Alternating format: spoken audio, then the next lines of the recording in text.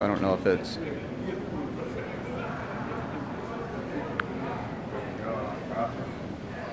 Adam Biggers, FanRag Sports Michigan beat writer. I'm here with Michigan legend Braylon Edwards. Braylon, congratulations on the BTN Analyst job.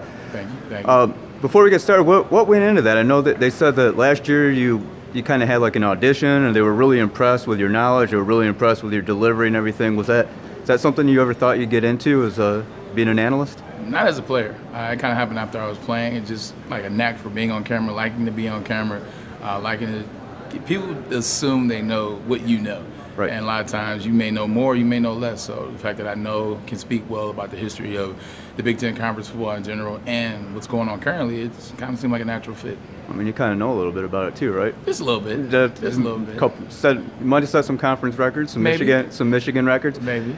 Jim Harbaugh, I know that you probably get this question a lot, but Jim going into his third year right now, is it as big of a deal as people make it out to be for Michigan football? Is Jim Harbaugh really the guy for Michigan football? He is. If you look at what he's done, right before he got here, nobody wanted the job in Michigan because he had to really turn us all the way around. We weren't where we wanted to be. He's had, since being here, he's had 10 win seasons. He's done well. He's got us back to prominence. Now we have to beat Ohio State. His recruiting skills are just legendary in terms of how you recruit. So excited to have him as a head coach. And now, once we get into that finals for the first time, and once we beat Ohio State, then we really could cap off what he's done thus far. What do you like about, and you know a lot about the wide receiver position. Last year, I feel like, when you look at Cole Crawford, Maurice Ways, two terrific blocking wide receivers, Eddie McDoom as a slot receiver. When you look at how Michigan's recruiting wide receivers, how they're utilizing them, does it remind you maybe a little bit of some of the glory days? It does. You're bringing in guys that can play the position, whether it's blocking, whether it's receiving. Now, every receiver is not different. Steve Breaston was different from Jason Avant, who was different from me. You got to have mixed pairs on the team, and that's what we have now. As you pointed out with McDoom, Maurice Ways, Tariq Black, Donovan Peoples-Jones, you're adding a lot of different elements right now, so I love what he's doing recruiting-wise. And I was going to ask you about the DPJ and Tariq. Both those guys got a lot of attention during spring, a lot of, highly touted coming out of high school.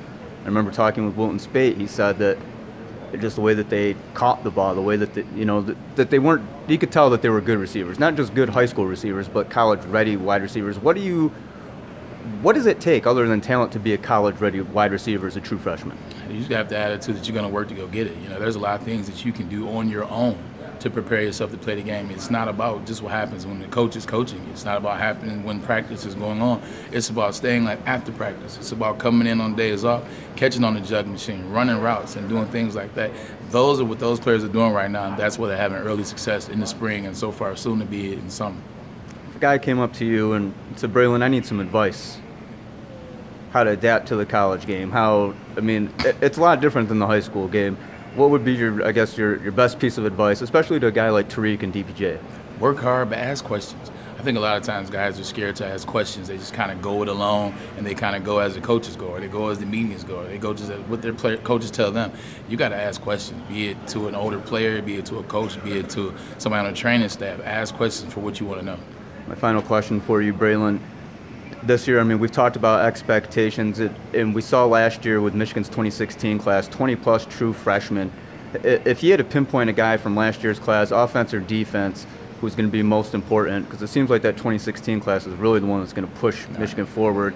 Are there a couple guys, in that 2016 class that you're really excited to see play this year? Rashawn Gary. He's no hesitation. He's the guy. I think because for us, since we lost so many players in the secondary, we're gonna have to at the line get pressure, get coverage sacks. That's what I'm saying. We're not coverage sacks. We won't be able to get those. We'll be able to get some pressure interceptions. Braylon, again, congratulations on your BTN analyst job. I appreciate your time. Oh, no problem. Thank you. Thank you.